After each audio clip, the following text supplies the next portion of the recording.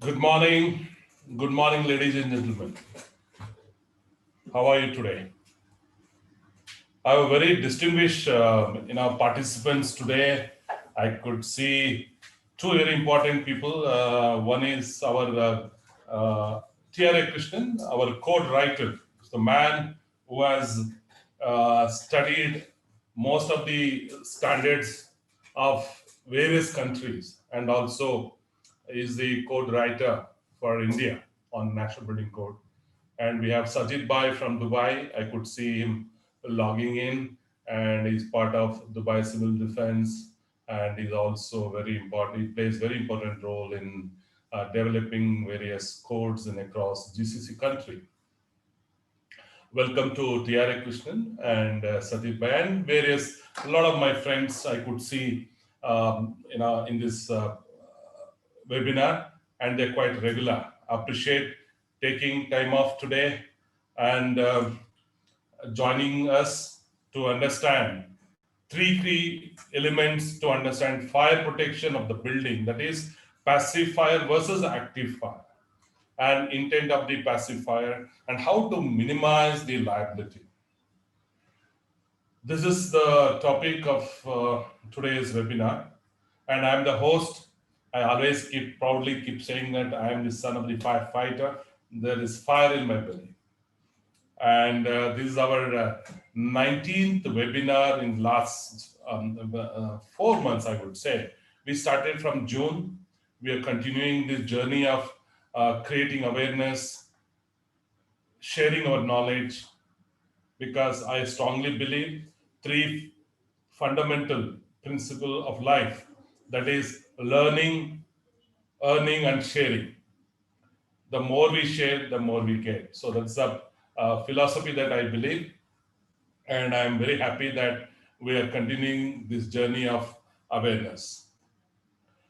Every accident is a notice that something is wrong with men, method, or material. What we have to do is investigate and then act. What you see the report which is released, Grinnell fire incident in London. I believe the report is now open to public. I'm sure my friend Mr. T.R.A. Krishnan and Silvai will go through that report. And if you glance on the report, the more they emphasize more on the material, the construction material that they use in the building and need to be tested and certified. That's the highlight of the report. I'm sure it will be a high opener for all the fire code writers and all the fire professionals across the globe. The objective of this webinar, the goals of fire prevention webinar series are to prevent loss of life, property damage, and downtime in use of building. Fire often causes disruption in business activities, loss of business documents, loss of employee work hours, and liability claim resulting from the spread of fire to adjacent property. I just want to bring you one very small incident that happened in Bangalore just 2 weeks back. There's a place called Netkalpa Circle, that is a South Bangalore. There's a small 10 by 13 um, foot joint which make dosa. They are very, very famous for Davanagere Benne dosa. It's a butter dosa. Its size is only 10 by 15. He makes almost 10 to 15 dosa, probably 1000 to 1500 dosa every day, and people queue up to eat the dosa. Now that joint went into flame. They used a lot of oil and ghee everywhere. And the entire building, it had Airtel showroom there next to it. The entire building was burned down. The building never had any fire extinguisher or fire protection method. So the loss of business, not only to that dosa, the foot joint, but the entire building.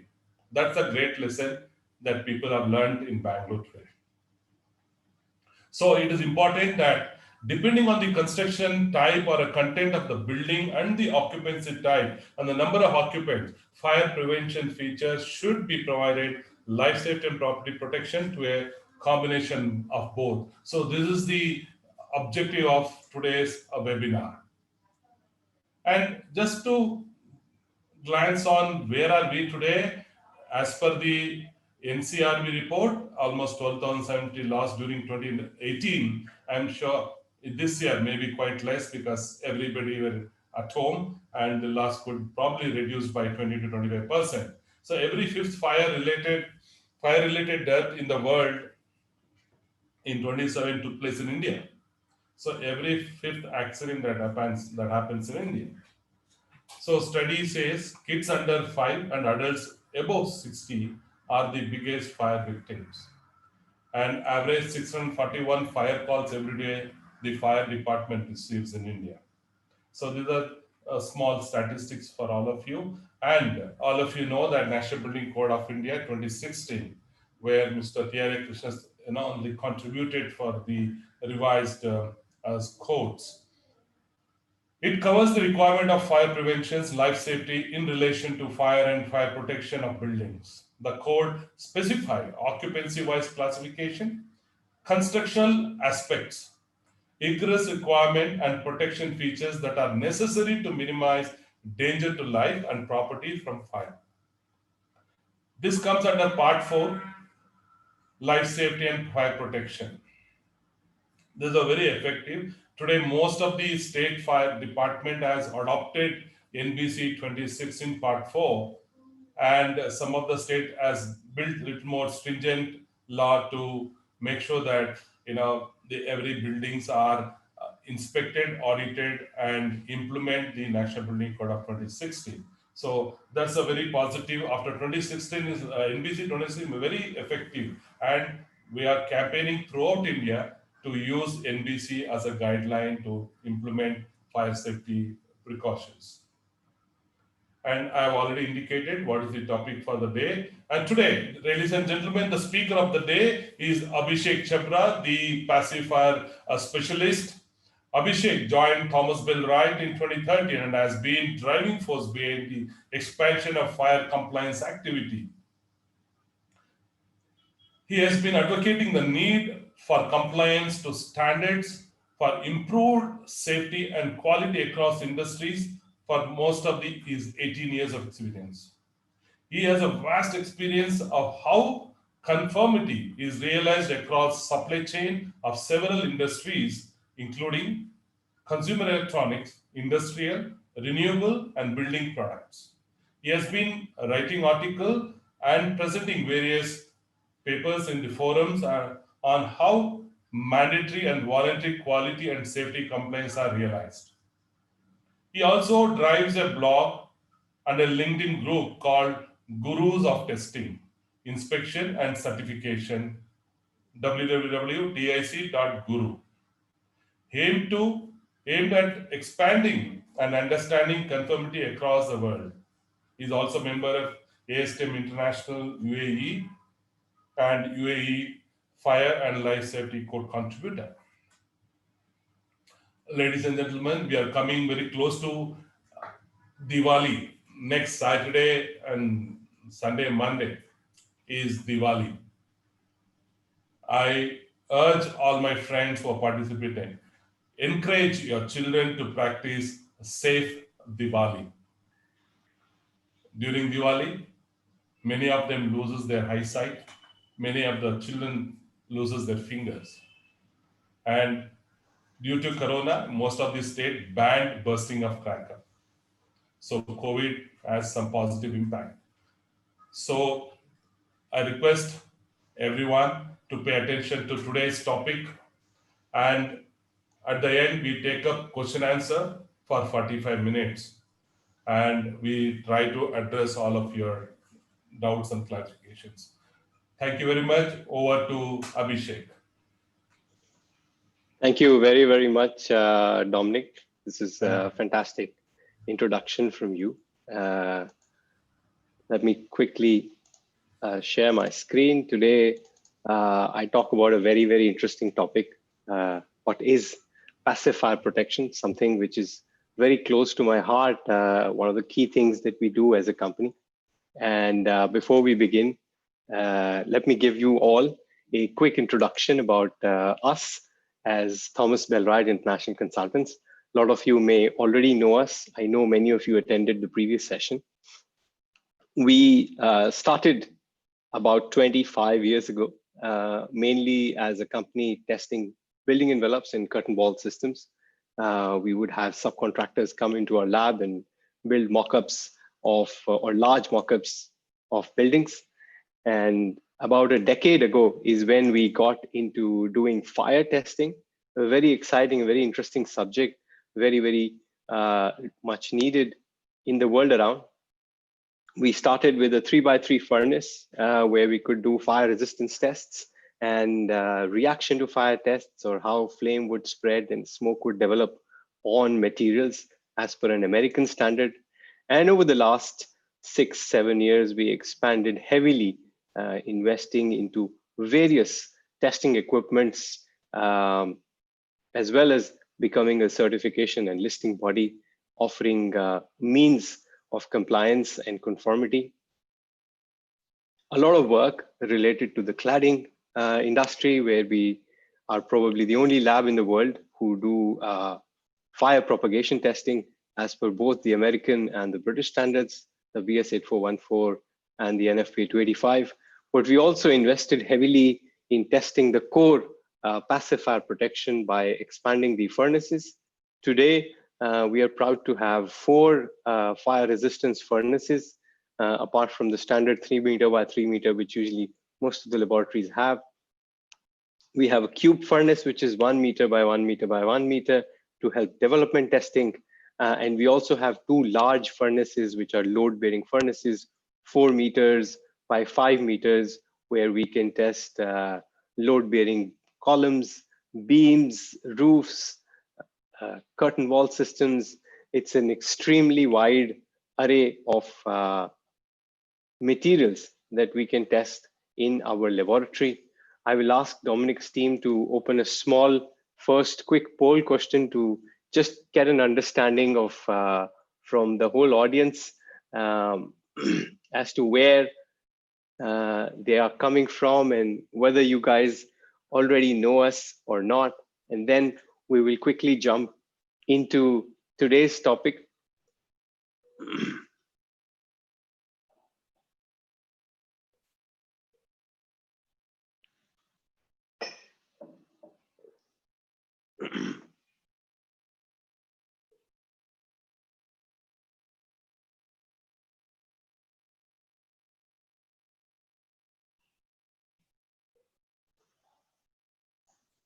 As Dominic mentioned, we are very near Diwali, and fire safety is something that should resonate in our minds. And I think probably today is a very good and a very apt time to talk about fire safety.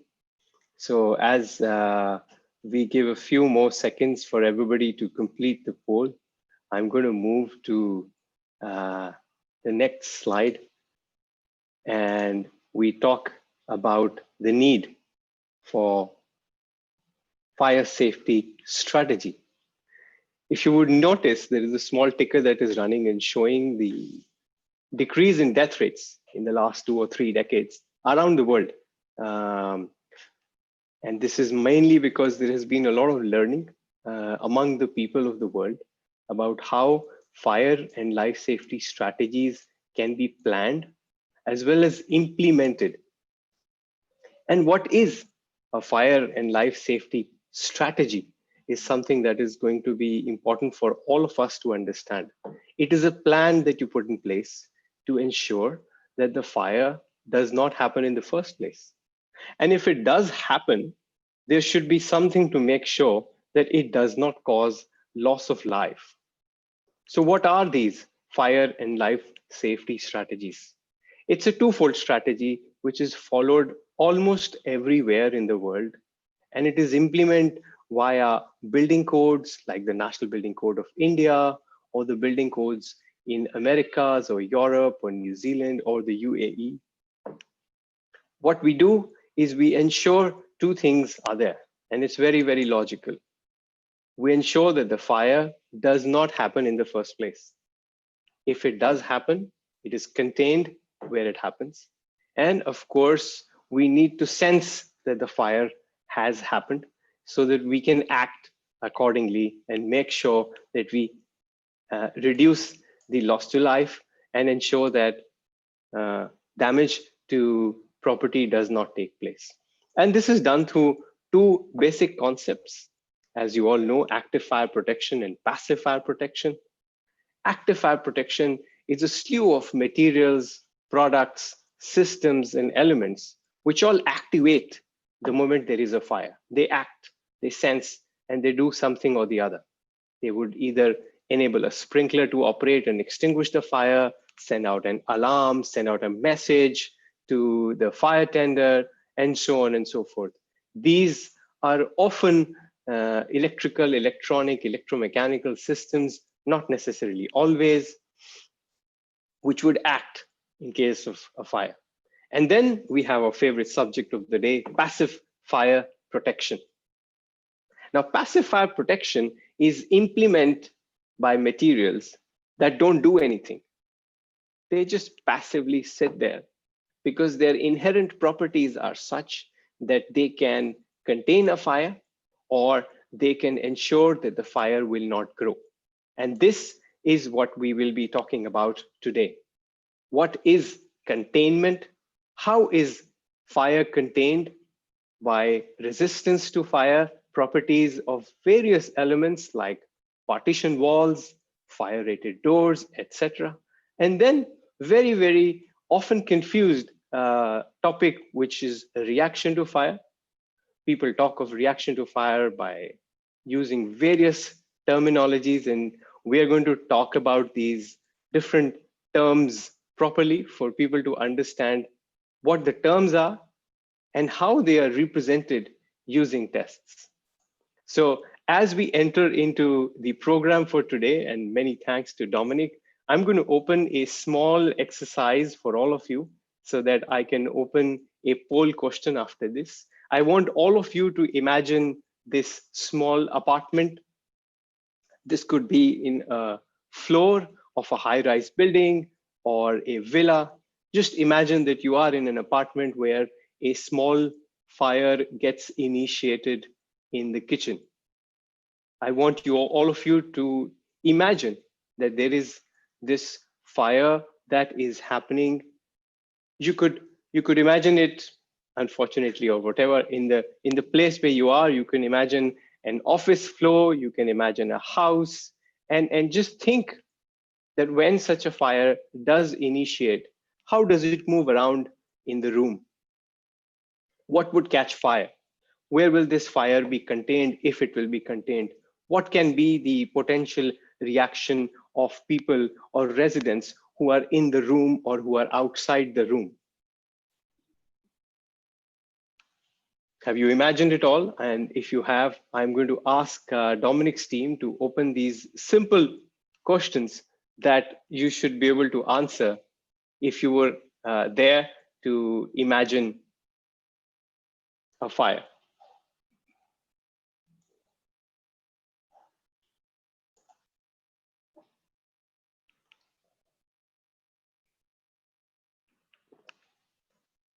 I would encourage you all to answer this quick poll question. I'm sure you have this poll question on your screen. Just spend a few seconds of your time to answer this question that you would see on your screen now.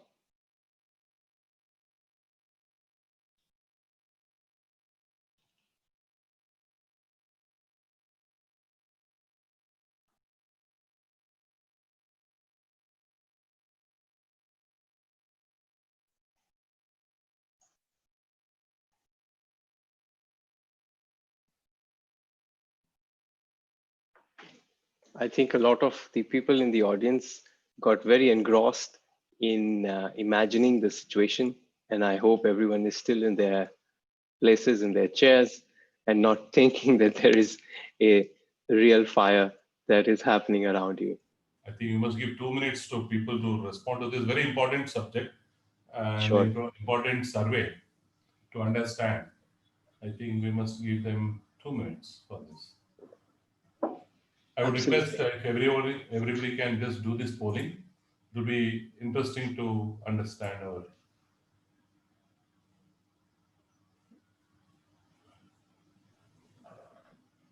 To understand fire and how fire behaves, Yeah. to understand how people can ensure that fires do not cause a damage to life, to property, it is very important to understand how fire happens, what really happens in the fire. And I know a large number of people who are listening. There may be people who have worked in fire departments and have actually handled fire and controlled fires, who would probably understand the behavior of fire very, very well. But for many of us who may not have been in a real fire, it is easy to try and imagine. And if you close your eyes and see, how does fire move around? And once you do so, you will understand and appreciate what I am going to talk about today, which is passive fire protection. Now, passive fire protection works on three key principles. There is a principle of containment, which means that if the fire does originate in any area, any part of the building, the construction, the design, and the materials used to build that area is able to contain the fire within for a given duration of time. This could be 20 to 30 minutes, or it could be up to 2 to 3 hours. And this fire resistance in the form of containment in hours is often dictated by building codes, as we know, and building codes again break it down to types of occupancies, people behavior, and understanding where the building is located, what is the kind of time it would take for the fire department to respond, and for how long it would be beneficial that the fire is contained. And then we talk about ignition and spread of fire. And there are an extremely large number of different properties that some of you may already be aware of that ensure that materials which are indoors, which do not really cause the fire to grow and cause the fire to expand. And we will talk about these in detail. And the third, very interesting aspect, which is structural fire protection. Uh, Often quoted example is the big 9/11 attacks that happened in the United States, where beyond a point of time, the Trade Center collapsed inward. Of course, there are people who have different theories about this, but one of the several theories which people believe is that due to the continued fire, the temperature had gone so high that the structural elements gave in. People who are close to the subject would know that if you have a column or a beam which is who's there to ensure that there is a structural strength, if the temperature and ambient temperature due to a fire increases beyond 600 degrees, they will lose their structural integrity. So it is important to understand that all the materials that bring about these properties of containment, limitation to ignition or spread of flame or structural fire protection, we understand that these materials are correctly implemented. So when we talk about containment as an example, a lot of you who are familiar with the subject of fire resistance or fire safety in building very quickly conjure up images of a fire-rated door, maybe fire-rated partitions or glazed fire resistance compartments. But it is very important for all of us who just imagine the room around us to know and understand that all of these fire resistance as properties, they come from basic building materials like gypsum or magnesium oxide boards or concrete blocks or wood and hardware and mechanical fixtures, as well as chemicals, which bring about the properties that we totally rely on. So it is important to give a few seconds and think that where these materials are produced, how are these materials produced, and how these materials come into place. And the example continues, we are not talking of just materials which build doors, but we are also talking of chemicals and cloth and other materials which produce interior fit out materials, finishing materials, carpets, upholstery, curtains, and so on and so forth. Structural fire protection, which is almost a subject in itself, in my opinion, it probably calls for a complete new, different webinar session, is something that we will touch upon slightly today, but the core concept being the same, that the structure needs to be able to resist fire and contain, resist, not contain, but just resist the fire for a duration such that the fire tenders can come in and bring the fire under control so that the structure does not collapse. And here we must all know and understand that all of these materials that we are relying on, these materials which will give us either fire containment as a property or structural fire protection, or even ensuring that the ignitability, combustibility of the carpets, of the interior lining and fit out work does not happen very quickly. These materials are manufactured somewhere. And contrary to a lot of belief and imagination of people who think that all of these manufacturing plants in the world around, they operate almost like the video that you probably see on your screen, videos that are shown around in factories, off factories, here or there, videos that would make people believe that there is a batch production happening. This is not exactly how things are always done in reality. I will show you all images of some of the fire resistant doors getting assembled in plants that we witness for our certification and listing and so on and so forth. It is not always completely automated and everything happens like a programmed machine. There is a huge amount of interface of human beings. And believe me, when I show you these images, I do not mean to say that a fire door not manufactured by a machine does not perform. In fact, the images of the door that you see is of a fire door, which was a 120-minute fire door produced in a factory in the UAE. But it is important to understand and imagine how manufacturing is done, to know that where all errors can happen, how errors can happen, and how to ensure that these errors do not happen. Let me show you how typically a fire door or a fire rated assembly is tested. And some of you may already be familiar, who may have witnessed fire resistance tests in laboratories around the world, or laboratories, maybe our laboratory in Dubai. We have a furnace, and in front of a furnace, we have a frame. And in this frame, the partition is installed or a door is installed, almost like you would install it in the real site, which means if the door is grouted, it has to be grouted. Whatever is the kind of frame in whichever substructure the door's frame is how it will get installed in the laboratory. Now, I'll show you a quick video of how some of these fire resistance tests are done.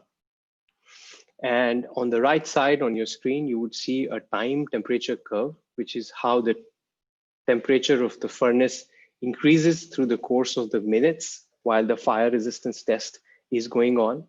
And it is important for the viewers and listeners to note that these two are not simultaneous. The graph is just representative, and the poorly failing fire rated doors that are shown in the video on the other side are not exactly the same time temperature curve.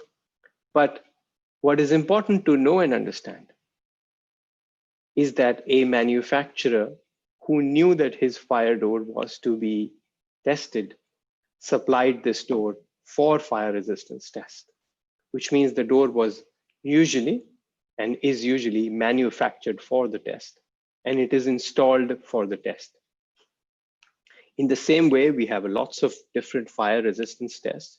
A screenshot of a column which had an intumescent coating to be tested for structural fire protection in our 4x5 furnace. And I must show you a screen of a very large group of test methods and standards. Some of you would probably be very, very familiar with these standards.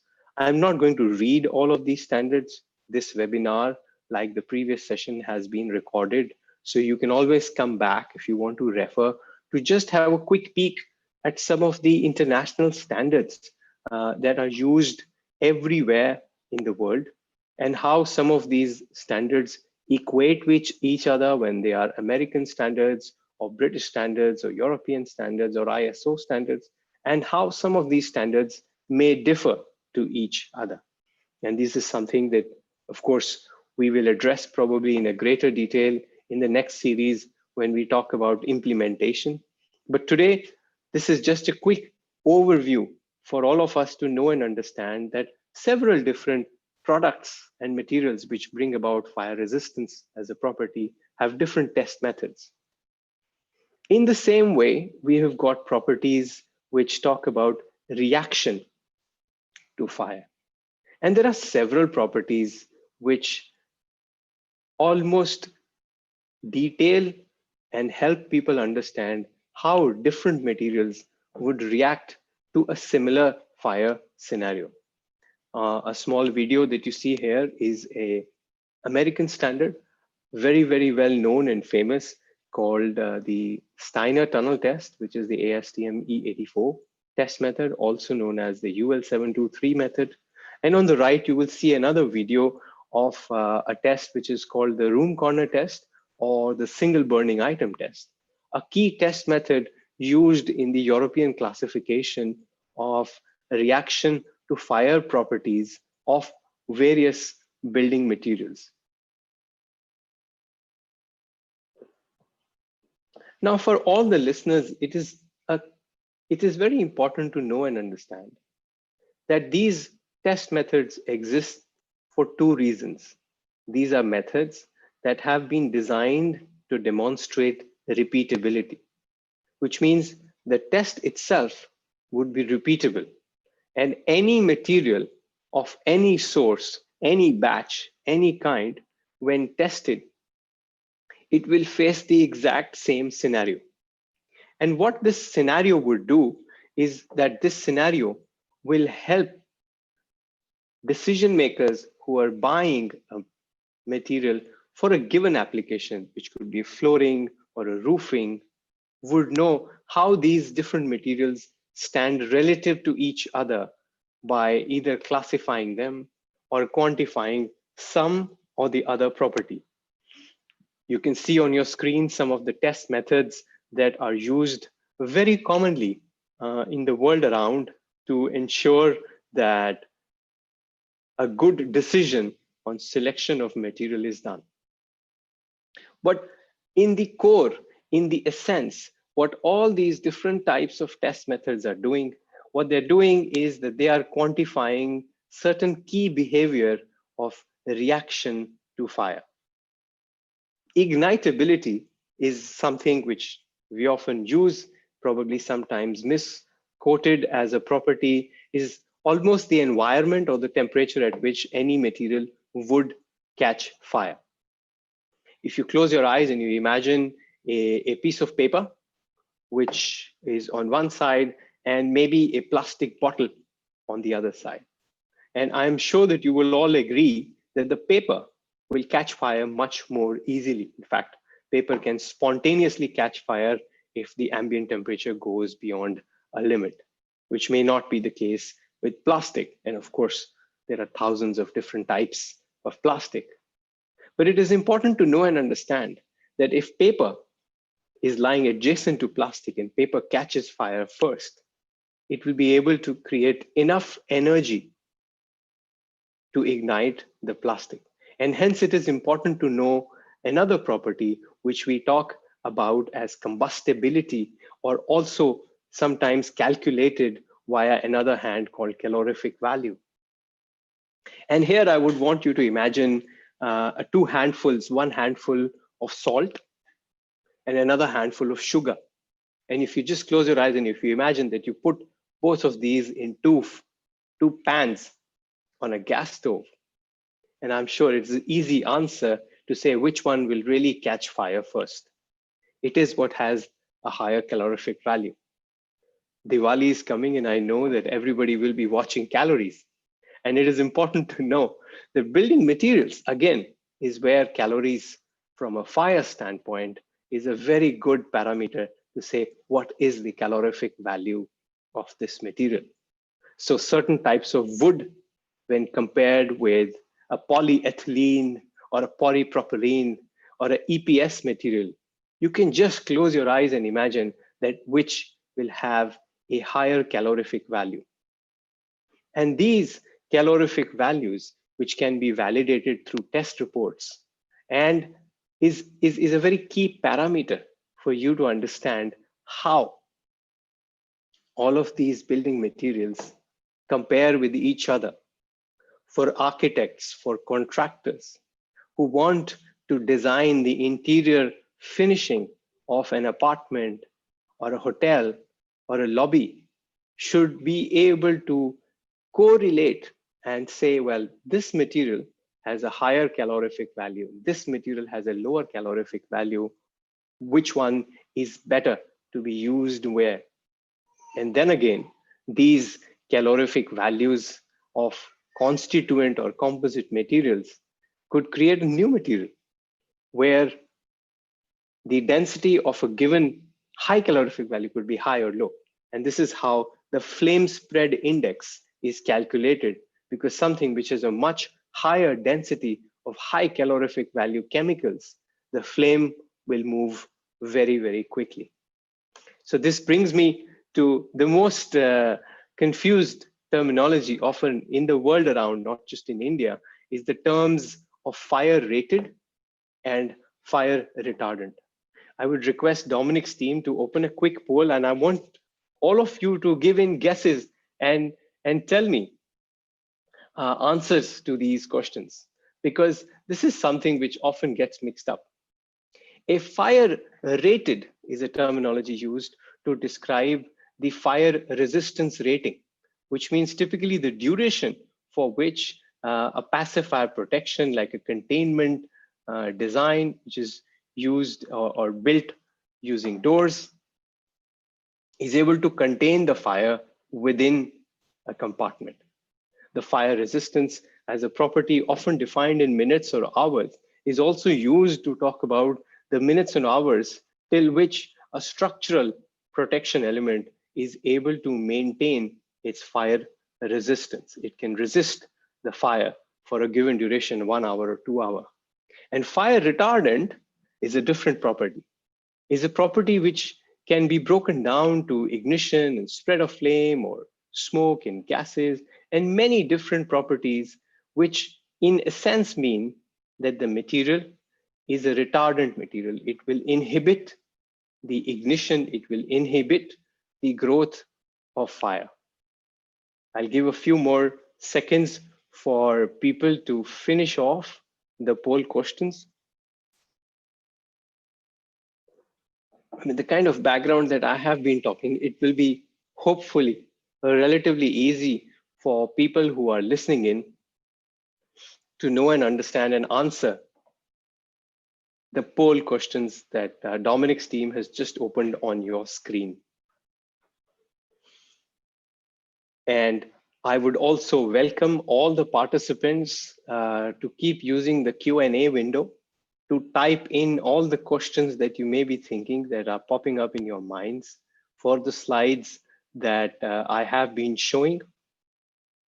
The next set of session is a longer session, And I'm very sure that you will have a lot of questions that will come into your mind about what I am talking of. So please keep the questions coming, and I am going to talk about the risk. And this is where the problem starts to get very, very interesting.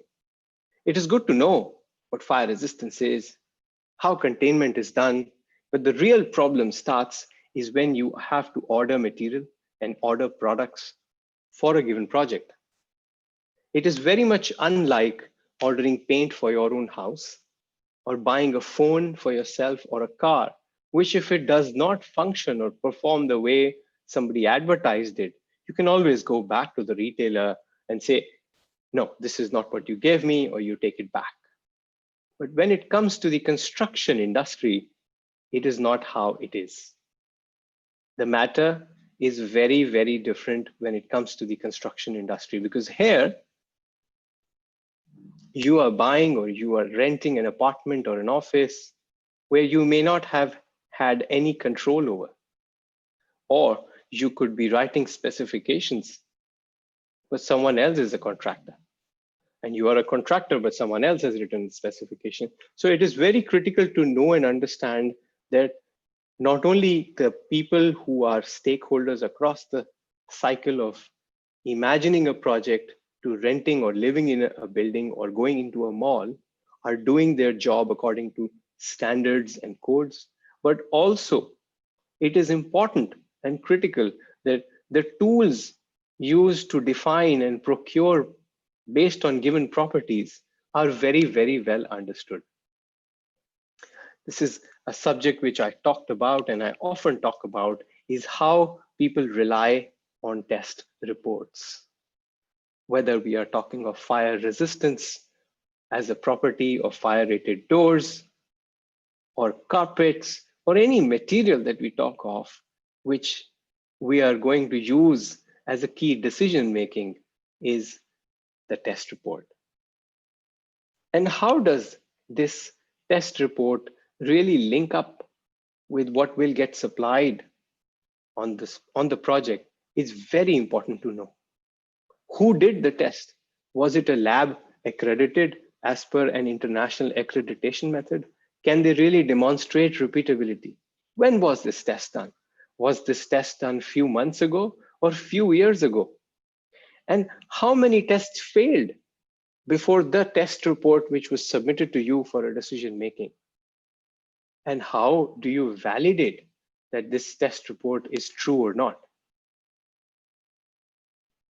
I cannot talk more about it, but this is a key thing that I often talk about as a process of certification and listing. People who have attended my session last time would know about this very, very well, that the concept of certification and listing is very, very well utilized by world around to ensure what you are buying, what you are specifying, what you're procuring is right or not. A certificate landed on your table as part of a documentation or a pre-qualification will always and should always have a certification number that you can look up and verify on the certification directory. And not only look up, you can also get into the details of what this product is, how, and in what configuration was it really tested? And is this something that will actually be coming onto your site or not? Let's take a very practical example of a fire door. For all of you to understand and imagine, let's say there is a large hotel getting constructed, a 500 room hotel, which of course will have lots of fire doors, right?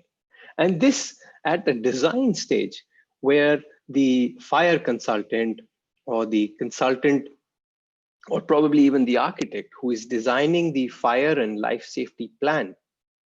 The fire and life safety plan is a document which imagines what all could go wrong in a given occupancy. If it's a hotel or a mall or a residential building or a commercial building, the behavior of people, of course, will be different. The location will dictate how much and what kind of measures that should put in place to ensure that loss of life does not happen. All of you will know and agree that the building you live in or the area you work in, you often know that area very, very well because you go in and come out every day. This may not be true for a shopping mall, which could be a large building or even an airport or a train station, because where you come in and where you can quickly exit out from may not always be the same. So the occupancy type is one of several criteria which will help people design a fire and life safety plan. This plan envisages all that can go wrong. And a key element in this fire and life safety plan is to imagine and create compartments. These are areas where if a fire initiates, can be contained in this compartment. And a key output of this fire and life safety plan, where compartmentalization of the complete occupancy is designed, is a schedule of doors. All the doors, as an example, but many other information comes out, is out of, let's say, 2,000 doors that need to go in this 500-room hotel. Which doors need to be 1 hour fire rated, which doors need to be 2-hour fire rated. And this forms the RFQ document for the contractor or the subcontractor to tender out for fire door manufacturers and suppliers to say, well, we are the ones who is going to supply a fire rated door. And this is the key of people who are taking this decision, who to choose. What is the evidence that you will use? Will you use the evidence that a door has been tested in a laboratory, was fire resistant rated? Or are you someone who knows and understands that out of 2,000 doors, how many configurations vary? The architects, the homeowners may want different hardware to be used. The finishing would be different. And these 2,000 doors could probably be 500 or 600 or maybe 30 different types of doors. And how do these 30 different types of doors relate with the test report? Someone may give you a certificate, but that is where you need to go to the certification directory and look up the certificate and see what does the certificate define. What are the dimensions? What is the hardware? What is the type of door that was tested? Is it the door that you will procure? And hence, there are cases where there calls for an assessment where the manufacturer will go back to the certification body and say, well, I have to supply a slightly different kind of a door. Is this covered in my certification or not? And the certification body would either assess the results of the tests conducted in the past, or may say, no, we will have to test this combination of door assembly again to list and give you a certification, and as very commonly used, to issue the fire door labels. These labels carry the key evidence at the construction site, because the doors would be labeled, have to be labeled, and people can look up the certificate number. Look, and for example, you can see on your screen an example of a fire door label that we issue as a certification body, which has a QR code. So even a subcontractor or an architect with a smartphone can very easily go to the site, just scan the QR code and go directly to the listing directory, which shows how the door should look like, where the door has come from. And if all of these things are different, well, someone has been cheating. So this brings me to installation. I'm not sure how many of you are the DIY or do-it-yourself type who would have done these kind of activities, or maybe just picked up a drill to drill a hole and put up a painting or a curtain in your house. But installation is something that calls for a lot of training and a lot of precision. And the installation is a detail that a door manufacturer and a door supplier has to specify. Because a door manufacturer who has designed a 3-hour fire rated door, for example, or a 2-hour fire rated door, could have come up with some very unique features, some very unique methodology to bring about this fire resistance property, which means that for this fire door to function and behave as a 2-hour fire rated door, it has to be installed in a given way. It may have certain features which someone else may not know. And this is the reason why often the warranties and guarantees of fire doors are parts of contracts. And it should be parts of contracts, because you cannot have just someone else come and install the fire door into a building. A fire door that may not even close, is not flush to the frame. A fire door that may not have the hinges screwed in properly. So then in a fire, who will you blame? Will it be the installer or would it be the door supplier? It is key and critical that people comprehend these very, very often ignored details. That there is a fire door supplier who has a certified fire door, and he may have given an installation guide.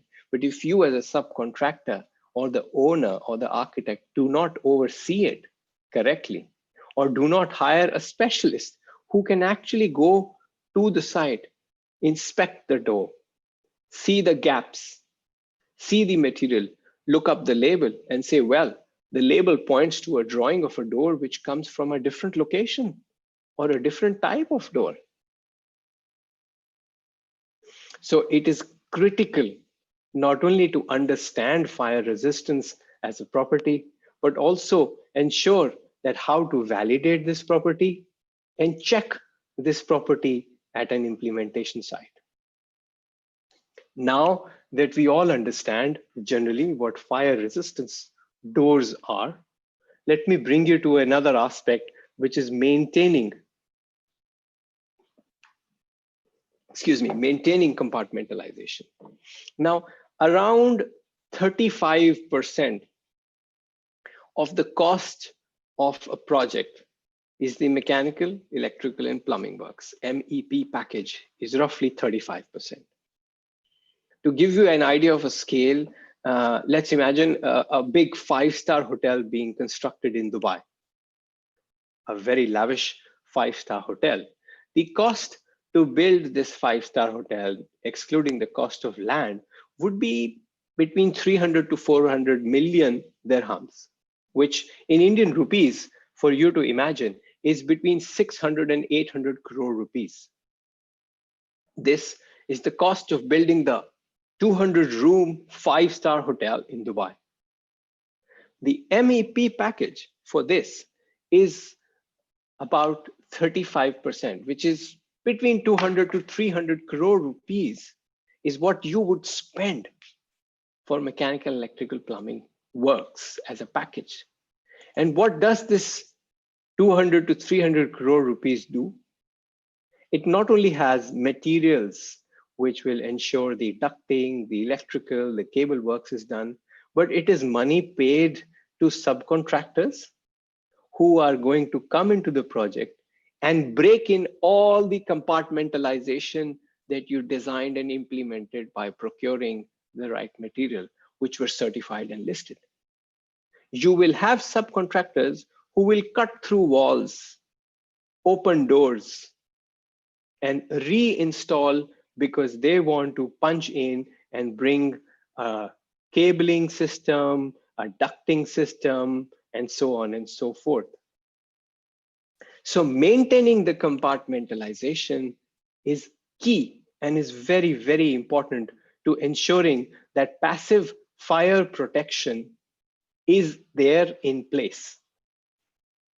There is terabytes and terabytes of data talking about how passive fire protection needs to be maintained.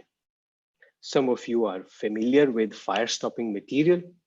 These are chemicals, mechanical fixtures, and so on and so forth. There is a lot of detail. I'm going to talk about just three aspects, which you already probably know, which will ensure that whoever is working as a subcontractor, as a material supplier, as an architect, as a main contractor, as a consultant, understand that not only it is important to have a certified and listed fire stopping material, which could be an intumescent chemical or so, but also to know other aspects which are key. Just like the paint and a substrate as a combination is always unique, the combination of a fire stopping is very, very unique. If a fire stopping has been tested or certified and listed with a given combination in a given dimension, then it is only that combination which is covered and not any other combination.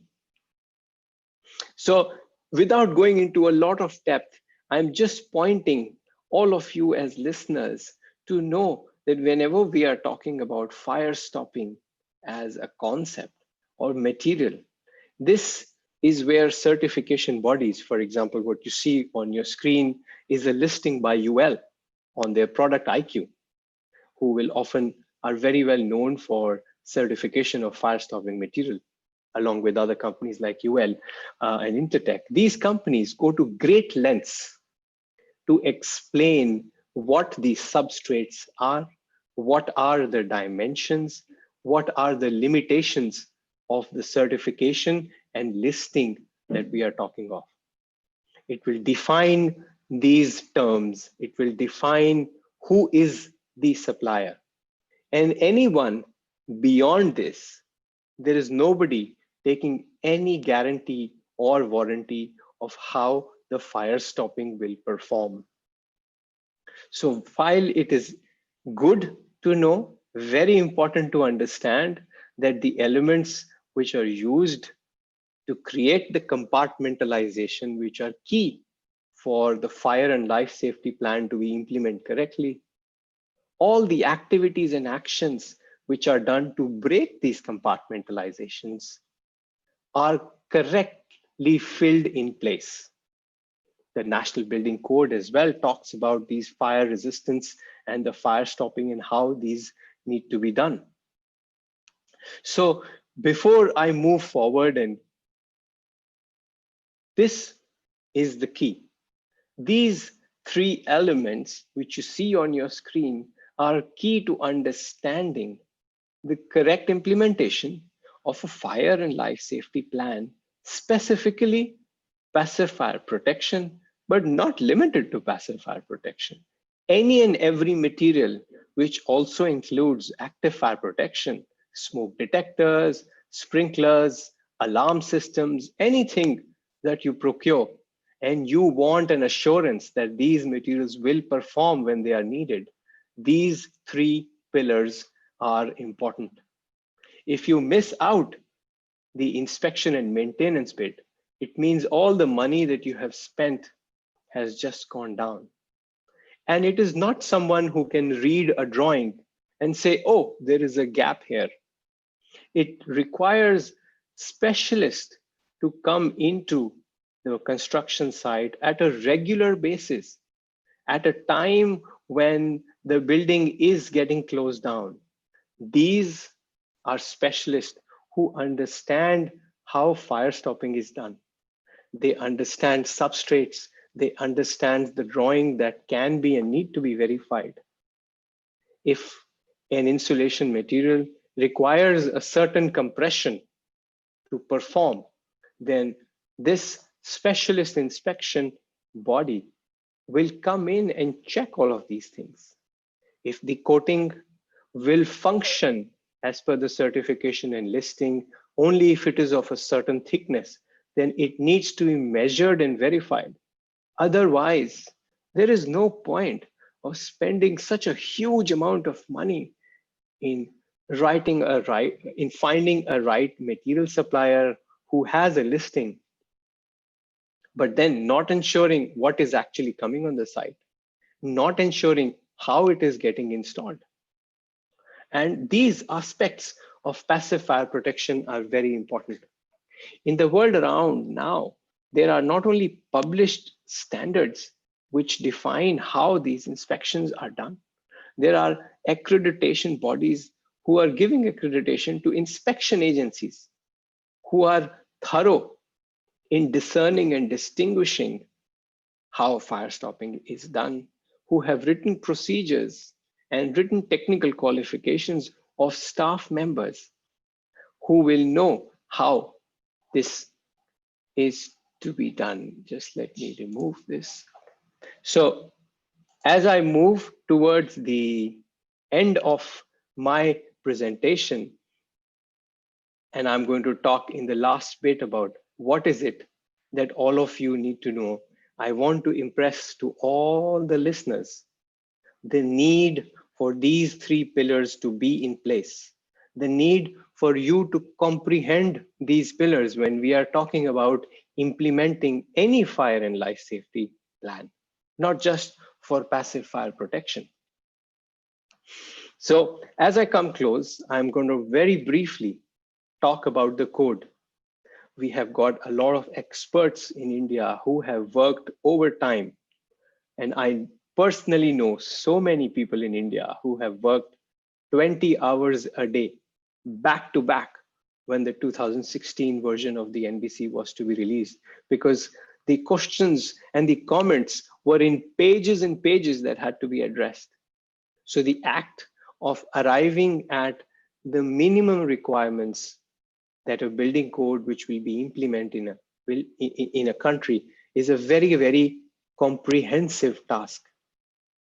But it is key that as users of the code, as people who will use a building code as a basis to bring about quality, to bring about safety, to bring about performance of buildings, use the technical tools described in the code properly. What you see on your screen is a list of fire resistance tests in the National Building Code. These tests are for a very wide variety of products, which is separating elements, structural columns, and load-bearing beams, and so on and so forth. And I'm very happy and proud to say that I represent a laboratory which is probably the only internationally accredited laboratory in the whole world, which is accredited to offer these Indian standards mentioned in the National Building Code. We are not only accredited to do these tests in our laboratory, which means a manufacturer from India could come in and test their products, not only to the Indian standards, but also to the British standards or American standards or European standards in one single place. So as I move towards the last set of slides, I'm going to ask Dominic to open the last bit of poll question to understand where all the attendees are so that I can conclude today's session properly.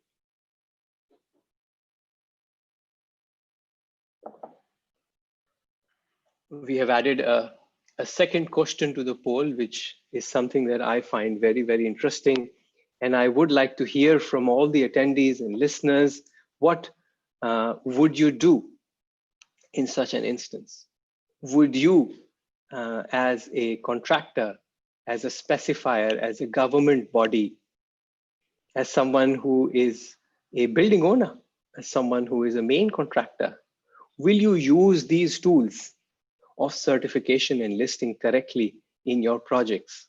Because your comprehension of today's subject will go completely waste if the practical implementation of how passive fire protection is implemented and why is it implemented will go waste.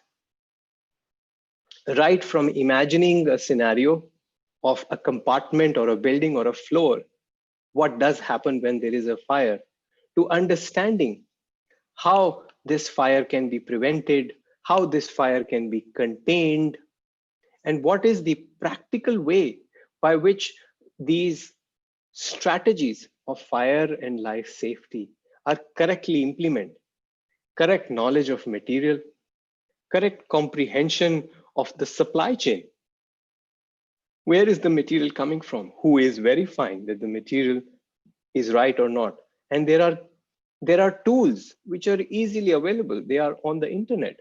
You can look up the certification directory not only to verify which manufacturing location the material is coming from, but also how it was tested, under what test methods, where was it tested, and what is getting supplied. Is it same or not the same? So as we come closer, and I urge all the listeners to quickly finish off the poll. I will impress upon the comprehension of material testing. What is material testing for fire tests? What is certification and listing? How to read certification and listing? And then compare with your project. Where is the construction project? What was tested and listed? Is it how it is getting installed? Or maybe you have a different design. Do you have a specialist inspector who can read through the listing document, who can comprehend the drawings of what was designed, and also go to the construction site and see and compare that all three align or do not align? So as I conclude, and this is the last slide for everybody, this is an example of how passive fire protection is implemented. You have a manufacturer who would have a certification and listing to say their fire doors are certified, as an example, and you can verify the certification and listing, but where and how is important. Who is coming up with the requirement, the fire and life safety strategy, which will give a guidance document or an RFQ for the contractor to tender out, will come up with details that all need to be verified. You need an inspector who can cross-check all of these things. So with this conclusion slide, I bring my session today to an end. Back to Dominic and all of you. I look forward to answering some or all of the questions that you see. You have my details on the screen. Back to you, Dominic. Oh, thank you, Abhishek. Very informative session that we had today, and we have 11 questions. And also, I have taken this opportunity without, trying to talk to T.R. Krishnan, who is the code writer for the National Building Code, in the panel. I'm sure that is there just to add any input that he can do. And Bhavani Prasad was the Director General of CPWD and is retired, and is also our focus chairman on electrical. So he couldn't join on the, in the as a participant. He had some issues on the link that is given. So he's also on the panel, Mr. Bhavani Prasad, Very nice. engineer, and the man who actually electrified India. He is like our Vishwesharaya engineer. He developed the night landing, for all the airports. So he's one of the very highly respected personality in the electrical community. That's Bhavani Prasad there. I welcome Mr. T.R. Krishnan and also Bhavani Prasad. So while we take this question, and if anything that they can add from the code perspective of National Building Code, they will be adding. Sorry, Abhishek, while you're doing, I took this, I have taken this liberty to add them on the panel. Sure, that's very nice. I'm glad to have Mr. Bhavani Prasad. Very good to see you, sir. Good morning and good afternoon to you, as well as T.R. Krishnan. It will, of course, be a great honor to have you with me on the panel here, as I'm going to address some of the questions. And of course, any cross questions or views from you would, of course, be welcome. Yeah. So shall I start with the open questions, Dominic? Yeah, I will just take the first questions from the Yashwant Rajaratnam from Bangalore. So he's asking, how do you determine the fire rated door for a said area, considering the data center, RDC, etc. How does the rating is decided? B, the question, a wood is better fire rated door or a metal door? Very interesting. So the first question I'm going to answer with a very basic knowledge is that across the world, Yashwant, what has been happening is that over the last 5, 6 decades, people have been studying accidents around the world, and these accidents have led to people to designing some baseline answers to your questions. They have defined the behavior that needs to be taken care of, the kind of reaction that is. So if we are talking of a data center as an example, the building codes around the world, and I'm sure also the National Building Code of India, would categorize them at a given risk and would also define the kind and the level of fire resistance rating that a data center should have. So, and this is, uh, I'm giving a general answer. Often in the world, when people are writing codes, this is on the basis of where the data center is. How far is the fire tender? Is it easy for the tender to come in or not? How many hours or minutes will the fire tender take to come in? How many hours is it needed for the people to be evacuated? What is the kind of compartmentalization that is needed? There are several such guiding principles which will have a building code of a given geography, of a given occupancy, say whether you need a 1 hour fire rated door or a 4 hour fire rated door or a 3 hour fire rated door. The second question is again very interesting, that which is a better fire door, a wooden fire door or a steel fire door? Uh, it's like answering a question where you say that you have 1 kg cotton and you have 1 kg iron, which will be heavier? Well, they will be the same because they are both 1 kg, right? So if the door is a 2 hour fire rated door, then it is a 2 hour fire rated door, irrespective of whether it is wood or steel or it has veneer or not, as long as there is evidence in certification and listing that will help you ensure and will give the confidence to the contractor and the owner of the data center that yes, this fire door will be performed, because not only has this specific design been tested in a laboratory, there is a third party body who has gone to the factory regularly to ensure that the manufacturer has a quality procedure in place and is able to produce the fire door with installation instructions, which has been installed correctly. And there is a third party specialist who was there to verify the installation, to verify the fire door label and check that, yes, this is the door that will serve the purpose. I hope that answers your question, but feel free to write more if you want to ask anything else. Go ahead, Dominic, your mic is muted. Dominic, your mic is muted.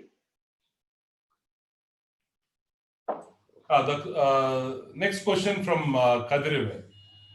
He's asking, no manufacturer agreed to do site testing or a demo as per 30 minutes or 60 minutes, especially fire sealant. He's asking why? Why no manufacturer agreed for the testing or a demo at the site, especially the shaft sealant? So I did not see the question, but yeah, Dominic, first thing, there is no fire resistance test that can be done on the site. You can risk the whole project to catch fire. It is impossible to be done. And this is where, if you go back to some of my slides where I talked about fire sealants need to be demonstrated in their functionality. The certification and listing of a given fire sealant, which you should verify on the certification directory, will list to what tolerances and for which substrate the sealant should be installed. It will define the inspection guidelines of how it is installed. So as long as this fire sealant is installed as per the listing document, it is okay. If not, then the contractor has to insist that they see evidence of this combination of your project to be tested in laboratory conditions. And I find it very difficult to believe that you say, well, nobody's ready to do it. We as a laboratory do these kind of tests very, very often. And I'm glad we have a channel of communication open now. If you have any project where you need this verification to be done, we are here for you. Okay, thank you. The third question from Ganesh Subugade. The difference between load bearing and non-load bearing wall columns. So, sorry, I'll read once again. The difference between load bearing and non-load bearing wall columns. Okay, so this is fairly simple. If you have a column which has maybe 40 tons of weight on it, its behavior in a fully developed fire will be different when it does not have any load on it. And this load comes from the subsequent floors. So if you have a high-rise building, of course, the column, the wall might be a load-bearing wall and is carrying the weight of the floors above them. And hence, the fire resistance testing is done in the laboratory where load is applied, which means that the wall or so is under physical load duress and it will perform differently. Okay, next question to Manish Kandelwal. Fire-rated door, which will be better regarding 1 hour installation, steel or wooden? Again, same, going back to the earlier question. Very, very similar, but I think what Manish is trying to ask is talking about insulation as a property. Obviously, insulation and integrity is something that I did not go in detail. Probably the next webinar will talk in greater detail about these fire resistance characteristics. That insulation is the fact that the element is able to thermally insulate and the heat is not passed out of the fire to a non-fire area. It is understandable that the insulation of wood will be better than a metal door. There's one more question from Muruganathan. How can you ensure valid passive protection items which are available in the market? How do you validate? The validation is very simple, sir. You look for the certification and listing mark. So whatever the packaging could be of the passive fire protection, the packaging will have the details of where the product is manufactured, and it will carry the certification and listing mark. And the certification and listing mark will always have a unique identifier number, which you can go to the certification directory and validate it. If you do not have these traceability numbers, it means that these chemicals or materials that you're procuring in the market have no certification and listing, and hence there is no proof of performance available that can be traced back. Okay, next question to Somesh Singh.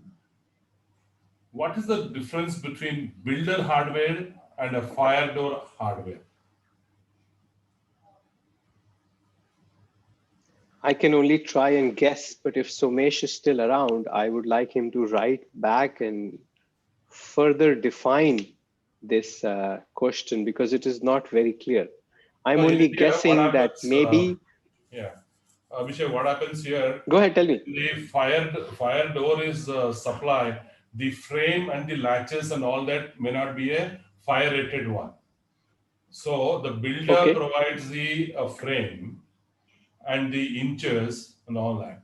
So we generally fire door is supplied. Just the door supplied. They alter the height, way and all that. Just fix it. But he says, what is the difference between the hardware supplied by the builder and fire door hardware? Fire door hardware basically are tested and certified for specific rating. Fire door hardware. So But Somesh, I will, if what Dominic is saying is correct, Somesh, I'll try to answer this question. World over, everywhere in the world, a door assembly gets certified or gets verified. And a door assembly means that fire door leaf, frame, all ironmongery or hardware, as well as the frame in which the door leaf is fitted in. All of this combination has to be frozen. any changes, any changes will lead to invalidation of the evidence, which means if the fire door assembly, as an example, was tested and listed in a concrete wall, and now at the construction site, you are using the same supplied door frame, door leaf, hardware in a drywall or a gypsum board wall, well, it will not function from a point of view that it is not covered by warranty or guarantee of anybody. Yeah, And the true. same goes for any change of hardware, any change of design, air gaps, dimensions, which means any such change, the evidence that you have been given to say, well, this will perform as a fire rated door should just be thrown out of the window because it does not hold any water. It may work, but it is not something on the basis of which any insurer or anybody will rely on, say, yes, I believe this, because there is no linking evidence. You could be lucky, but the evidence does not link. Okay, we'll go to another next question from Maruti Debe. He says, complimenting, well explained. Thanks, Abhishek. The question is, training room of 100 chair capacity on the ground floor. What should be the fire door resistant rating? I would not answer this question because this is something that depends on the occupancy type, where the occupancy is. I am not very well conversed with the code, I don't know whether depending Mr. on. T.R.A. Krishnan would like to, if you are there, sir, or the voice la solla mudiyuma? Are you there, sir? Yeah. I'm there. Sir, the question is, training room for 100 chair capacity on the ground floor. What should be the fire door resistant rating? Yeah, that's what Abhishek said makes sense. No, you cannot be put on the rule just as one rating. There is Okay. no straight answer to this, Dominic, and as TRS also is Whether it's a mentioning, multi the occupancy, occupancy type. fixed occupancy, there are so many things. So we have So many factors need to be considered before we recommend the fire Can I door say, rating. can I say something now? If everything, all Yes, sir. questions. Konjo, mic konjo mere edunga, sir. Am I audible now? Yeah, but slightly better. I have to honestly admit, this is one of the best sessions I attended on passive systems. Ah, Abhishek. Thank you, sir. Okay. Thank you very much. Thank you very much. Thanks to Dominic and thanks to Abhishek both. In fact, I had been to UAE and at that time he was not there. So in fact, we were doing some research on passive systems at that time. Okay. Anyway, it's a... Doors are open for you, sir. Anytime. As far as National Building Code is concerned, what I would say that you cannot put everything in the code, National Building Code, because National Building Code is a general document. Suppose if it is passive, means we can give some introduction and some basic requirements, but then there are codes. We have to refer to those codes for implementing the safety levels. Unfortunately, in our Indian coding system, we don't have too many individual codes on passive systems. We don't have. We have only 4 or 5, not more than that. In fact, right now we are at least I'm thinking of expanding it at least 12 to 15 standards on individual passive systems, requirement, test facilities, etc. And there are some people like Promax and Hilti. They are trying to do some give some assistance, and I'm sure if we can contact Mr. Abhishek as and when we require. Absolutely. Absolutely. By all means, you are most welcome.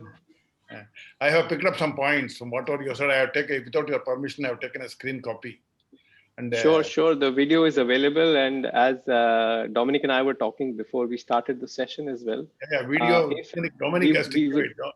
Dominic has to give the video. He's a good guy. He'll give it. So that is why I have a screen copy. I will connect you offline later. I will connect you with him. And I have made some points. In fact, I have picked up some points from whatever you have said. It's a very wonderful presentation. And I'm sure this is going to be substantial. This seminar is going to be substantial for the improvement of the codes. So thank you for, very much. Very good. It's a motivation for us, an inspiration to have hear such comments from such a senior person, Mr. T.R.A. Krishnan. No, Mr. Abhishek, really, I'm telling you, without mincing any words, I would say that You have done quite well. And I would like to attend more sessions where you are involved. Very well. Thank you very, very much, sir. This is quite an honor. And we are lucky that here in Dubai, I, as well as our company, we have been heavily involved in the region. We have supported the UAE Fire and Life Safety Code, its Good. development as well as implementation. And in the same way, we are working very closely with Saudi Arabia now, who is currently, they have adopted a new building code from the United States called the IBC, and they are in the process of localizing the code. And I have extended myself to Sanjay Pant ji and the whole team. I am available, and I would be really happy to give my inputs in Sure, the sir. National Building Code. Yes, sir. Yes, sir. So yours is same abhishek.chabra@bell.bell, right? It's on the screen. It's on the screen. You have my number. You can send me a WhatsApp. Yeah, I will be happy to reply. that's what I would like to. Absolutely. I will take your appointment, then I will contact you. It's not that I will contact you every now and then. You Okay. So So we will moving back to the question, sir, we have a Sunil 9 asking, what kind of maintenance work perform on passive fire safety? I'll try to answer this question, a little vague, but if you go back to how we started off with the example of imagining and understanding compartmentalization.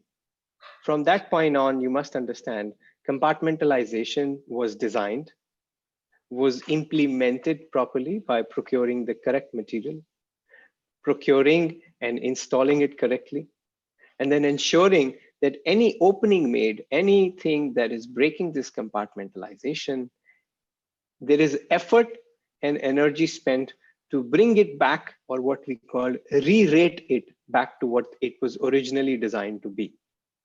So if there is any facility management company, any subcontractor coming in and saying, well, we need to break down this wall because we have an additional cable tray that needs to go in, or because MTNL or BSNL has now upgraded to optical fiber, we need to lay down another cable and we will have to cut it open again. Well, that's okay, as long as it is brought back and re-rated using the correct type of fire stopping material, which has been validated through a listing or has been validated through additional testing that is done that links the project. If that is not done, then you don't have the fire resistance rating, and the original fire and life safety plan, which was imagined, has gone out of the window. Thank Go you, ahead, Amit. Abhishek. There's one more question. Satish Kazi is asking, what kind of door should be provided in electrical meter? Bhavani Prasad also there. Electrical meter, a large electrical cabinet, we have door. Is just asking, in a society building, what kind of door to be provided? Is any method of testing the electrical panel door? So there are different views on this. This is a very good question, Satish ji. The National Electric Code of North America has certain guidelines about how the fire resistance should be, because we know that some of the substation rooms, they need to have louvers for air to come in and providing complete resistance may not be possible. Whereas some of the European jurisdictions and various jurisdictions have come up with different methodologies. And typically the electricity supply company has a lot of input in defining where the substation is or where the electrical room is. In some cases, the electrical rooms need to be out there and away from the occupancy. So there is no straight answer I may be able to give. This is a decision to be taken by the local municipality as well as the local electrical company, because there are a lot of related aspects to the electrical room where it is positioned. Different regions do it differently. Okay, thank you, Abhishek. There's a question from Rajendra Kamle. Is there Okay. any gap allowed top, side, bottom of the office door? Generally, it has observed gap at the bottom of the door and there's a gap on the floor. Well, it's very clear. If there is a gap, then fire will leak in or leak out. So for a fire rated door, as far as I know and understand, um, it has to be sealed off, or there has to be a facility for if there is a gap, then the intumescent strip or whatever is the material that has been used uh, should perform to fill in that gap the moment there is a fire. So there could be a gap, but whatever uh, chemical or mechanical solution has been designed in to act when a fire is sensed, it should expand to that much gap so that it is sealed off. So there's no straight answer, of course, but yes, the fire resistance rating is dependent on the supplier's design and the supplier's defined maintenance and installation guideline. Thank you, Abhishek. Once again, next question from Ganesh Hubgude. What is the in principle difference between fire resistance rated and fire retardant material? Very good. I'd like to see what you answered when I did a poll question. Fire resistance, Ganesh, means the ability to resist the effect of fire. So fire resistance, when we talk of compartmentalization, like doors, ducts, wall systems, which create a compartmentalization, it means that the ability of that system to make sure that the fire does not cross over from one compartment to another. And in the same way, fire resistance for a structural element will make sure that despite the structural element facing the fire for the given duration of rating in hours or minutes, will maintain its original structural strength for that duration. Whereas fire retardant, again, is a very generic term. It means that it retards the growth of fire or retards the movement of fire, which means it will prevent the fire to grow quickly or try and penetrate quickly.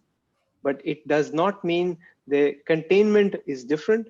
And retardant, fire retardant as a property could be a lower ignition temperature, could be widely dispersed high calorific material in the component, and so on and so forth. I hope that answers your question, but Ganesh, you can always write to me and we can schedule a call and I can I think answer that in greater detail. is a well explained answer to the questions.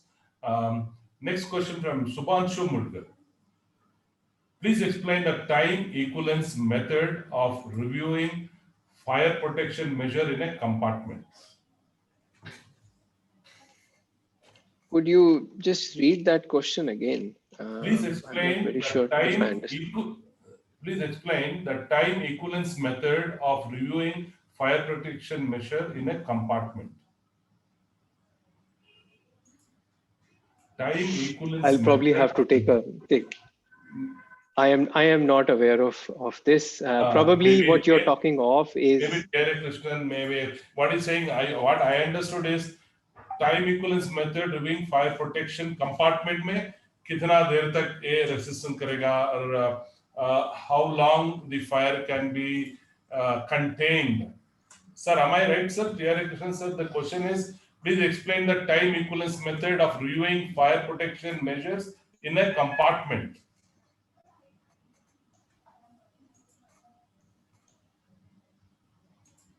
Okay, we'll park this question.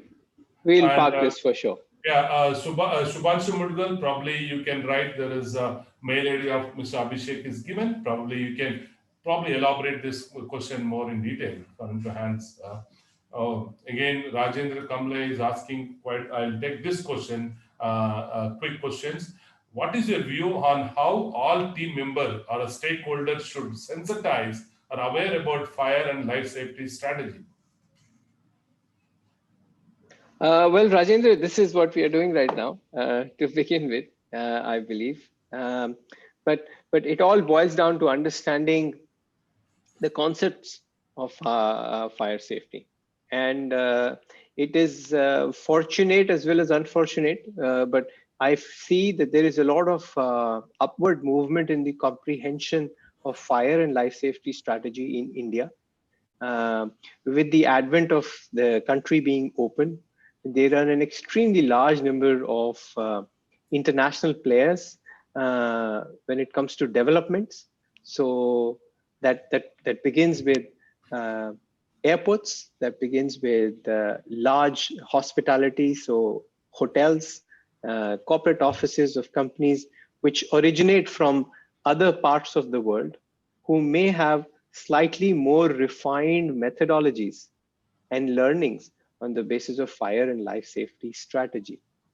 But this is something that I have had a discussion with an extremely large number of people sitting in London, in New Zealand, and so many parts of the world, that what is it that will make this thing different? And I think the key lies in the fact that as people from India, as people like you and me, we take cognizance of the fact that the human life and the life of property has a certain value. As I mentioned last time, I published an article just last month about doing a case study with a 300-room five-star hotel, that the amount of money spent, let's say, on the fire doors versus the amount of money lost if there is a small fire in a five-star hotel and the five-star hotel will be closed for at least 12 months, the amount of revenue that will be lost for the investors of that hotel is so many times higher than the minor fraction of money that could be invested in better strategy, better implementation, better tools of verification to ensure that the fire does not happen. But I think Dominic has been at this with all his passion in life and energy. And I'm here, and all of us are here to support an increase in understanding of everybody. People like you and me need to know that how fire and life safety strategies should be correctly implemented. Very well said, Abhishek. We have Kadirvel from Coimbatore, who is complementing wonderful technical seminar. Is all praise for you here. And Thank we you. have Mr. Tierek is also from Coimbatore. Two people from Coimbatore appreciating your presentation. He has one question is asking, what is the performance guarantee for a passive fire protection normally provided, like life cycle, etc.? Uh, the guarantee completely depends on the supplier of the pacifier material, and the guarantee is actually dictated by the buyer, who is buying, and what they think is the value of the property. And this varies. For example, in New Zealand, in Australia, in the United Kingdom, in Ireland, lots of places where there is a law which mandates that the contractor give a 20-year or a 10-year Oh, performance guarantee of the building, and which means that for a given duration of time, it is the contractor's responsibility that if anything goes wrong, he will have to make sure that it is rectified. A classic example is post Grenfell, a big fire that killed 3 fire officers in Singapore as a cladding incident. And the Singapore Civil Defense, SCDF, I must salute those guys. I've met them in Singapore. They were very firm. All the contractors had signed performance guarantees, which means all the buildings were investigated and small samples of the ACP was taken off, and it was on a public portal saying that these 35 buildings are high oh, risk, and the contractor had to spend money from their pocket and reclad or ensure that the buildings were brought back to a higher degree of fire safety measure. Something that, for example, in India, Dheri Saab and so many people are involved where DLF, reclad so many buildings in Gurgaon. And this is something that has been, so it all comes from the value that the owner of the property attaches. And you could have a law in a jurisdiction. So, Mr. Krishnan is there, Tamil Nadu or any state, any jurisdiction who feels very strongly about it needs to come up with a regulation saying this is the minimum requirement, because we will not allow people to die in my city, in my country. There you go, sir. wow. Anyway, it's an eye opener where all the contractor give guarantee that 20 years And I'm sure in India, I don't know how many will come forward like that to give a guarantee of 20 years. But Well, someone starts. Someone has to start. If you have a large, big project which has a given value, so it has a given value. If there is a hotel who is ready to pay a 25% premium to a contractor as compared to what everybody else is paying, but takes on the warranty that the next 30 years or 20 years or 15 years, a certain expenditure, which the hotel will have to do anyways 5 years later, because they will have to spend the money to repair those things. So it's a very simple mathematics. And an owner and an operator of a hotel, for example, knows that when he takes on a property in the next 15 years, how much money does he spend in maintaining that property? If he says, I'll give you 30, 40, 50% of that money in advance, additional, more than how much any other contractor will get paid to build that hotel, but sign a clause of performance. I'm sure there will be contractors who would love to do it right in the first place, then spend additional money to repair the building over and over and over again and lose money. So it's a perspective people have to start changing. okay, let's move on. There are another 13 questions. We have 15 minutes to Okay, complete. We'll take quick answer, can be a bit crisp, Abhishek, so that we can try and cover up 13 sure. questions. So the question from Sai from Promat: what actually made companies to stick to certain certification like UL and FM only? Sai, I think that comes from the fact that in the United States, the processes are very streamlined and structured. US is a very court-led jurisdiction where there is a law and there is a legal measure to close it. Companies like UL, Intertech, FM, they provide certification and listings which offer the much needed guarantees and warranties. But as mentioned, quality assurance can be done in several ways and in several jurisdictions.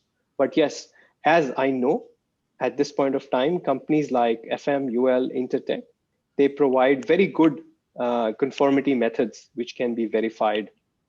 Probably that's why. Okay. The question from Sunil Nayan, a simple question. Is there any kind of sensor system or a wall ceiling which can alarm us early about the enormous heat level increase due to any reason? Of course, there are a lot of sensors. It can give you the temperature on whether it is the wall or the door. So it's simple, sir. You can integrate that into IBMS, Intelligent Building Management System. You will get notification. So it is there. Answer is yes. Moving on to the question from Manimaran. Can you share insight on fire spread index, mainly interior partition, false ceiling measure? So fire spread index or flame spread index is something which is brought about by ASTM E84 or the standard tunnel test. It compares the spread of flame with a standard type of wood called the red oak wood. And it brings out flame spread index and smoke dialogue index, a relative index. And this index has been developed more in the United States to come up with a criteria of relatively comparing different materials. I think we should connect offline and I can detail this more to you in an email or a WhatsApp conversation. Dominic Sir, wants me to rush. Yeah, question to Mr. T.R.A. Krishnan, sir. Are you there, sir? If you unmute, I'll know that yes, you are listening. The one question to you from the audience.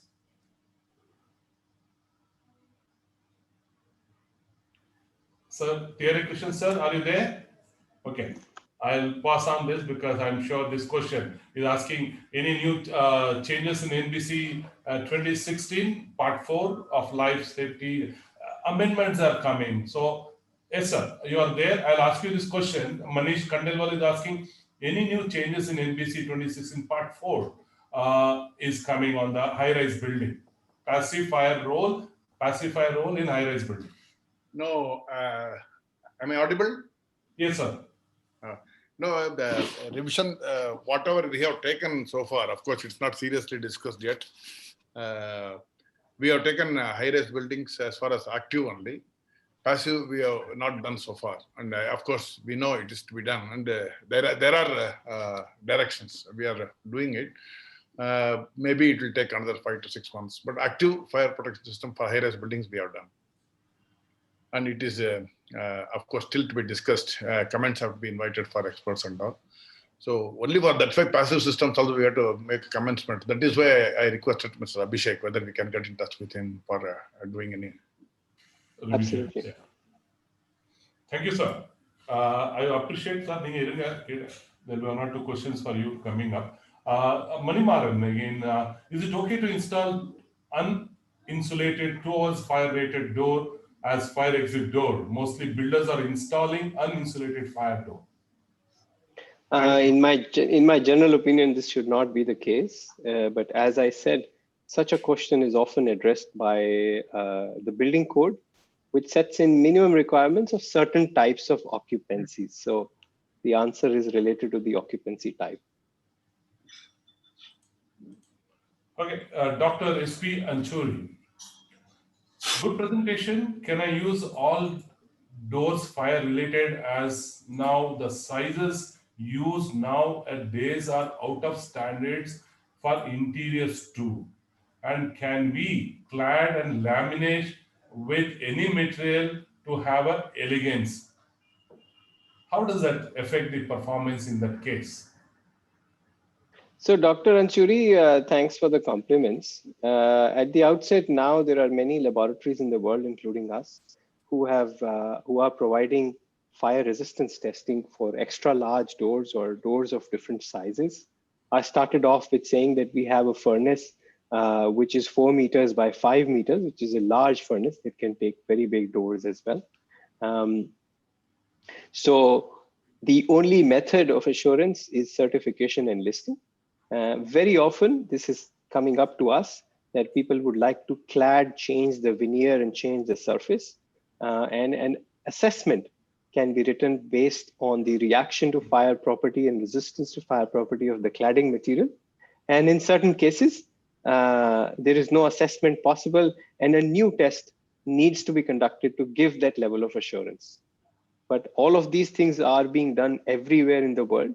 And we perform a very high number of tests to give this kind of assurance.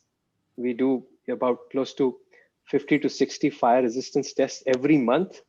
So this is something which is very normal, yes. Okay, which means you can use after testing, you need to be tested and certified, then you can probably improve. Some will work, some will not work.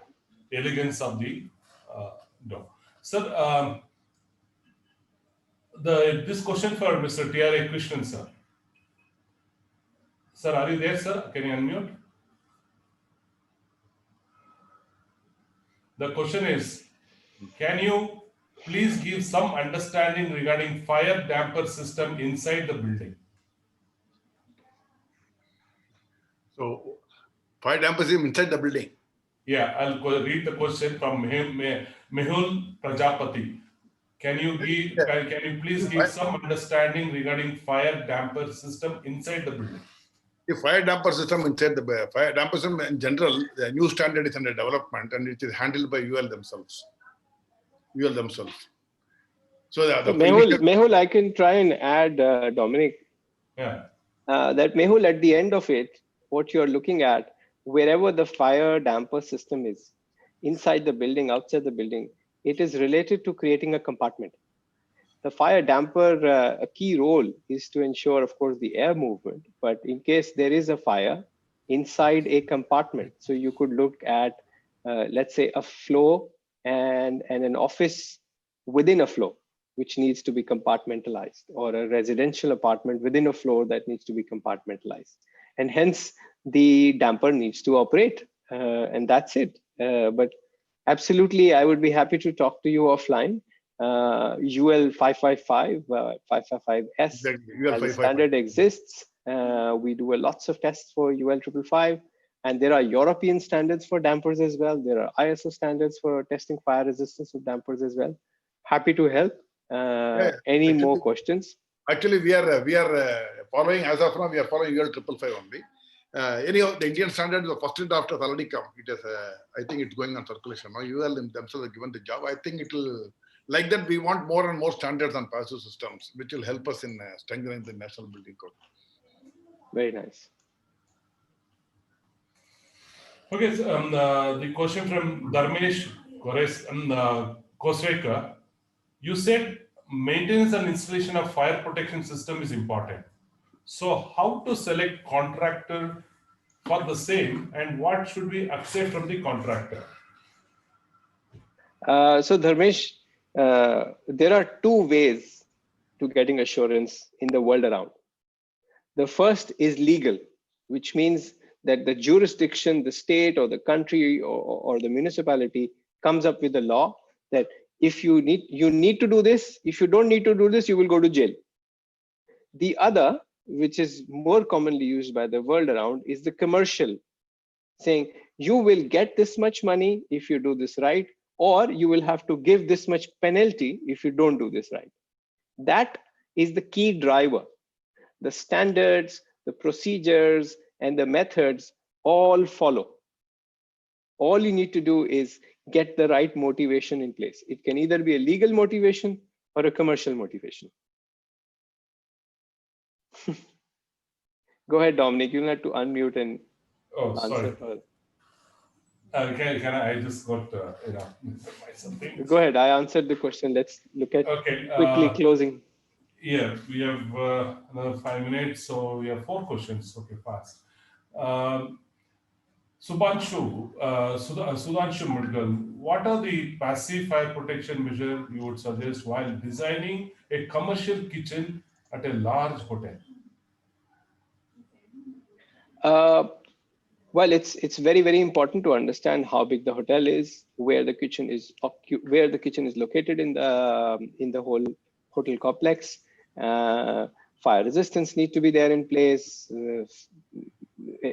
There are lots of international standards, and I'm sure NBC also refers to it. I can take this question offline and point you to certain codes and standards, and there are many ways to answer this question, but not specific to compliance and conformity, what we are talking about today. I think the last question we can take from Ganesh Subhude again. Is there any product which can be wrapped or painted around HVAC metallic duct to provide 30 minutes fire resistant rating to meet the NBC requirements? I'm not sure about the NBC requirement, but there are lots of products and there are a lot of material manufacturers who will jump to answer that question. Ganesh, the easy answer to your question is to go on the internet on the certification directory of either Intertech or UL or any other certification body who is doing certification of HVAC ducts, and you will see lots of answers. You'll see lots of suppliers right in front of you, manufacturers whose contact details will be available to you on the internet. I think Sunil Nayan has few more questions. Sir, if you can write to me, I will probably hear more from the society perspective. We're asking few questions. What kind of government initiative inspection for passive fire safety for you? So I can answer to you through offline. I can answer to this question. Since we have exactly at 1 o'clock, we need to respect the time of all the audience. We said up to 1 o'clock. So I wanted to thank our very esteemed guest, Mr. Bhavani Prasad, who took time off to listen to us, and Mr. T.R.A. Krishnan with Sir Bhavani Prasad. One final, because we have not heard from you, one word about passive fire that we are talking. Hello. Yes, sir. Mr. Dominic, Mr. Abhishek, and Mr. Krishnan. It's interesting that a very good analysis of the requirements has been made. Of course, I could not get the initial part of the presentation. I missed it. Let me go through it a little later when you send the recording of this. It has been a very interesting subject and at the same time a complicated one. And there is constant problem, particularly with the architectural requirements and the safety requirements. And most of it has been explained very well.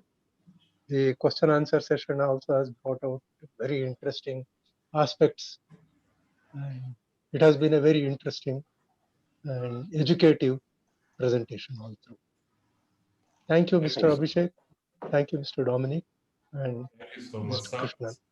Sir, one final word from you, sir, Mr. T.R.A. Krishnan. Yeah, I would, as I already mentioned, I would like to hear more and more from Mr. Abhishek. In fact, he has done a very great job. And the time, of course, you could have given more time. Time is much no problem. Yeah. Thanks for giving me opportunity. Thanks for constructing a bridge between myself and Abhishek. Yes, I'm happy that we are connected now. Get in touch, and probably we will. I may write to you a little frequently. Sure, absolutely. Definitely not to your discomfort, but try to reduce. But still, I would like to approach you for final points. Sure, I would be very happy as an individual, as an Indian, as a person who loves to drive home the fact that fire safety is important to every one of us. Human life is very, very critical, very, very delicate. Yes, we have yes. all learned and understood this. So absolutely, sir, anytime. Abhishek, one final word to all the audience who's been patiently listening to you. Well, thank you very much at the outset, Dominic, to you and to Mr. Bhavani Prasad, Mr. T.R.A. Krishnan, who also were able to join in today, and to all the 150 plus listeners who were aptly and listening to me. I am glad that all of you have taken out time. I think fire safety as a subject is a very, very important subject. Unfortunately, not very well understood in the world around, as well as in India. And in the last 4 years, just last 4 years, I personally have seen a quantum leap in the comprehension and implementation of fire safety world over. World over. There are countries who have been very quick to act, and there are countries even in the developed world who are still trying to process and trying to act. A classic example is the place where we are in Dubai, in UAE. The government has been very proactive to come up with mandatory compliance requirements by certification and listing. And I know that non-democratic country, it's easier to implement things, but there are other countries like Australia, Singapore, New Zealand, and European countries who have in the last 3-4 years come up with very rigid regulations and putting the foot down, saying this is it, you have to follow. Because it's always very easy for the industry to say that anything that you add or change will make things very expensive and go out of control. And I think it's absolutely contrary. A very simple example I give often to everyone is aluminum composite panels. In the UAE, before the new implementation of the new requirements were put in place, a low quality or a high combustible aluminum composite panel, the cost or the price at which it would get sold in the country per square meter, okay, today, within 2.5 years of implementation of a rigid law by the country, the higher grade of the aluminum composite panel is available for exactly the same price as the lower grade of aluminum composite panel 2 years ago. So I don't think it is got to do with cheaper material or expensive material. It is about creating the demand for the right kind of material, for the safe material, and the demand and supply dynamics always make commercial sense if the minimum requirements are put in place correctly. That's all I'll leave everybody today. And the next session hopefully will be equally interesting. I aim to detail on the practical aspects of how these things need to be specified correctly by very simple steps that can be taken by anybody. Thank you very, very much for the attendance and lovely question and answers. Looking forward to interacting with all of you. Feel free to write back to me. You have my contact details, my phone number, and the email address.